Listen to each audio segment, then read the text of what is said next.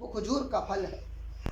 اس کھجور کے اندر اللہ تبارک و تعالی نے ایسی برکتیں رکھی ہیں کہ جب انسان صبح خالی پیٹ ہوتا ہے، اسے کھاتا ہے، فوراً اس کا اثر انسان کے بدن پر ہوتا ہے، پورا دن بھوکا رہتا ہے، کھجور سے روزہ کھولتا ہے، فوراً اس کا اثر انسان کے بدن پر ہوتا ہے، جس سے انسان کے بدن کے اندر جتنی بھی شیاطینیت، جتنا بھی نفس پرستی کا مادہ پایا جاتا ہے وہ زائل ہونا شروع ہو جاتا ہے، اور انسان کے اندر نورانیت اور نیک کام کرنے کا جذبہ پیدا ہو جاتا ہے۔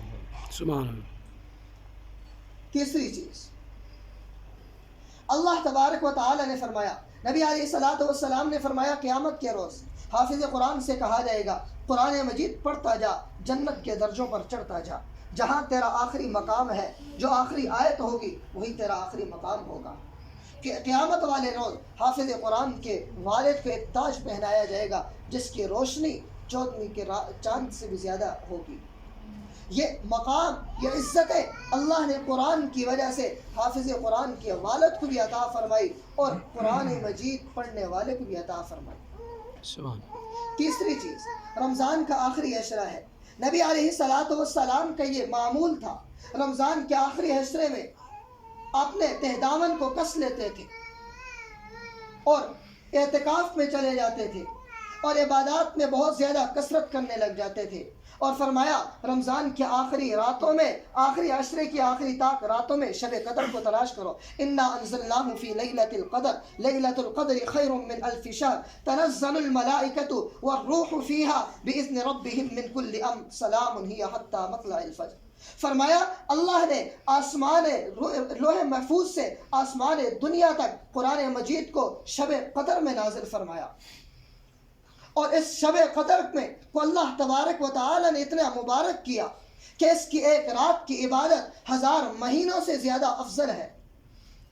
اور آگے فرمایا واللہ یضاعف لمن یشاء، اللہ جس کے لیے چاہتا ہے اور بڑھا چڑھا دیتا ہے۔ سلام ہی حتی مطلع الفجر میں علماء حضرات مفسرین نے ایک عجیب نقطہ لکھا ہے کہ پوری رات حضرت جبرائیل علیہ السلام کی نگرانی میں، ان کی معیت میں فرشتوں کا ایک بہت بڑا لشکر نازل ہوتا ہے، اور اس کی وجہ صرف ایک ہی ہوتی ہے، زمین کے اوپر پوری زمین پر وہ چکر لگاتا ہے اور برکتیں سمیٹتا ہے اور زمین کی نورانیت کو سمیٹتا ہے، اور اللہ کی طرف سے جو مسلمانوں کے لیے، جو انسانیت کے لیے برکتیں نازل ہوتی ہیں انہیں سمیٹتا ہے، اور ایک انسان میں اور تم ہے۔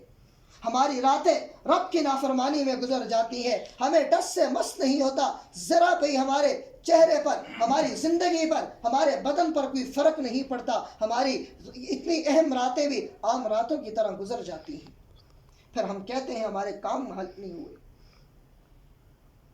اور پھر ہم ایک کام کہتے ہیں کہ مولوی صاحب دعا کر لو۔ حضرت ابراہیم بن ادہم رحمہ اللہ کے بارے میں لکھا ہے 22 سال تک ایک دعا مانگتے رہے، کہا کہ یا اللہ مجھے معصوم بنا دے۔ 22 سال بعد ان کی دعا کا ایک جواب آیا، غیب سے ایک آواز آئی، فرمایا اے ابراہیم اگر تم معصوم نہیں بن سکتا تو میرے تک پہنچنے کا دوسرا راستہ یہ ہے کہ توبہ کر لے۔ توبہ کا یہ راستہ ہے کہ اس راستے سے تو میرے پاس بہت جلدی پہنچ جائے گا۔ ایک ماں کے بارے میں لکھا ہے، مختصر بات کو کر رہا ہوں، واقعہ 2-3 بیان کر کے بات ختم کرتا ہوں۔ ایک ماں کے بارے میں لکھا ہے کہ اس کا ایک بیٹا گھر سے نکل گیا، 15 سال گزر گئے، بیٹا گھر میں واپس نہیں آیا۔ اس ماں نے اپنے گھر کا دروازہ نہیں بدلا، اپنے اس حویلی، اس جھونپڑی کا رخ نہیں بدلا، اس کو رنگ و روگن نہیں کیے۔ محلے کی حالت تبدیل ہوگی، بڑے بڑے گھر بن گئے۔ ماں نے کہا میرا بیٹا مجھ سے بچھڑا ہوا ہے، کہیں ایسا نہ ہو کسی وقت وہ گھر پہ آئے، گھر کا دروازہ تبدیل ہو، بیٹا واپس چلا جائے، گھر میں نہ آ سکے۔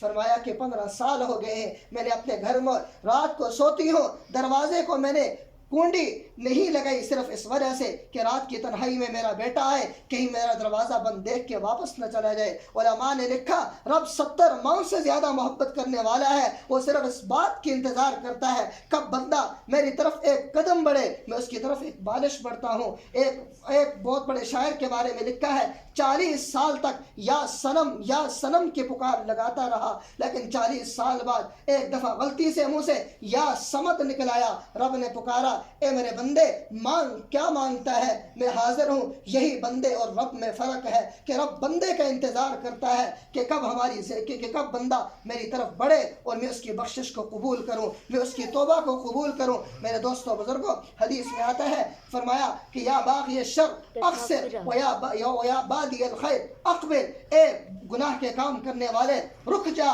بس کر لے، زندگی بہت رب کی نافرمانی میں گزر گئی، اب اللہ کی طرف نیکی میں بڑھ جا، نیکی کے کام کی ابتدا کر لے، موت کا کچھ پتہ نہیں۔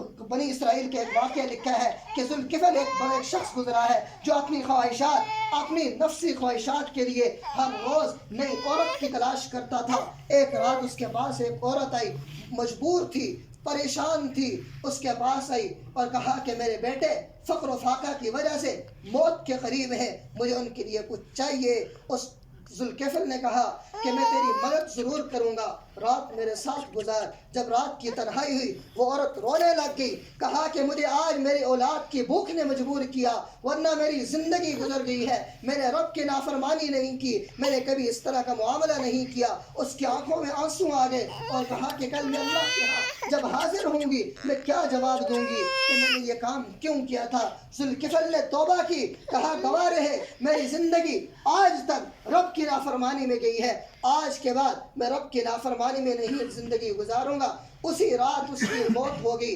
صبح اس کے دروازے میں لکھا تھا کہ رب نے ذوالکفل کو بخش دیا۔ میرے دوستو بزرگوں، میرا رب تو اتنا مہربان ہے، لیکن کمزور ہم ہیں کہ ہم اپنے رب کی طرف توجہ نہیں کرتے، دنیا کے سارے اسباب کے پیچھے بھاگتے ہیں، مسبب الاسباب کو بھول جاتے ہیں۔